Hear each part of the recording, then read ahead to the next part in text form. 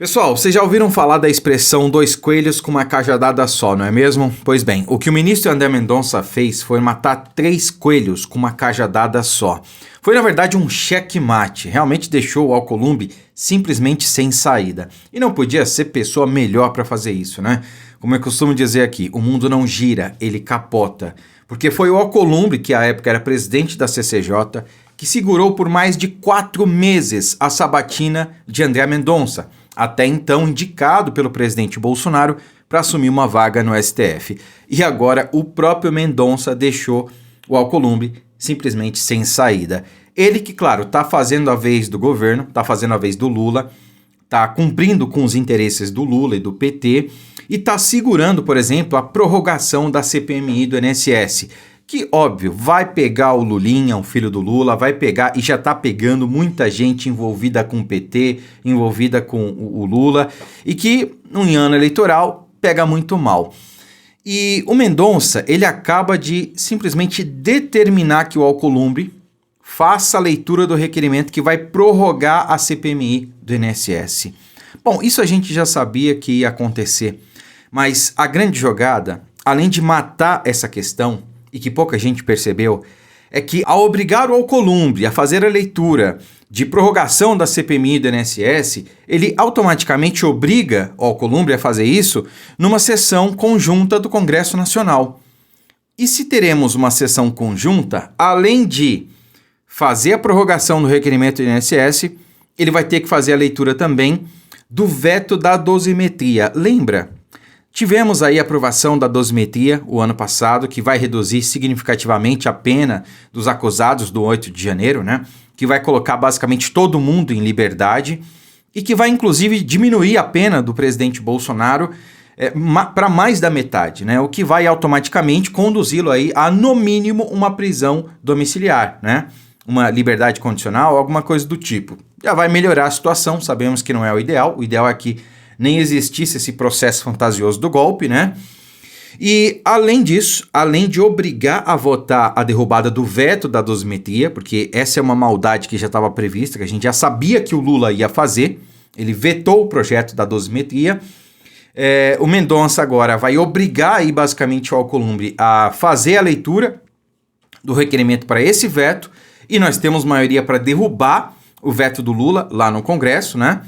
E por último, temos aí a questão da CPMI do Master. É isso aí, há um requerimento para abertura da CPMI do Master lá no Congresso também, só que para abrir essa CPMI, há necessidade de uma sessão conjunta do Congresso, ou seja, Câmara e Senado. Tendo a sessão conjunta, a minoria pode ir lá solicitar a leitura do requerimento e o Alcolumbre não vai poder negar, ele vai ter que, de ofício, abrir, ler o requerimento e, portanto, instaurar a CPMI do Banco Master.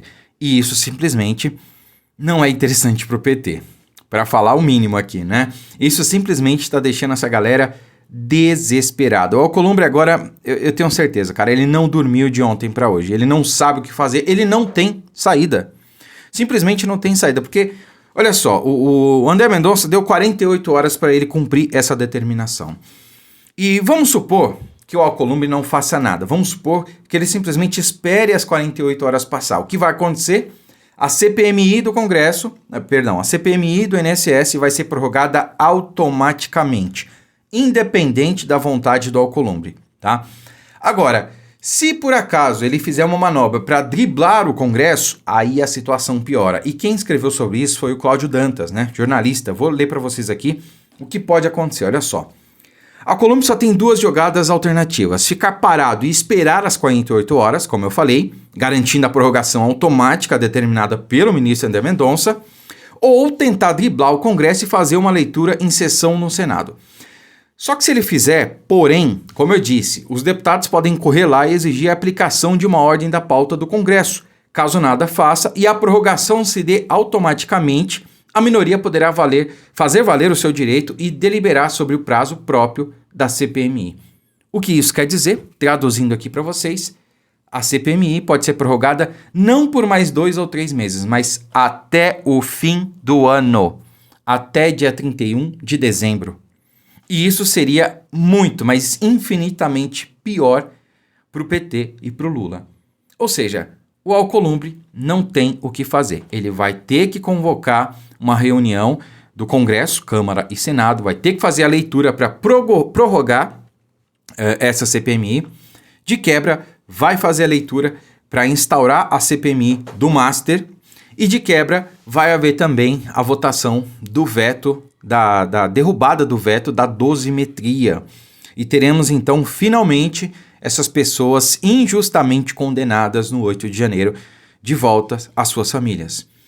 Grande dia, meus amigos. Melhor do que ontem, viu? Essa semana aí começou com o pé direito e ó, até agora tá indo muito bem, viu?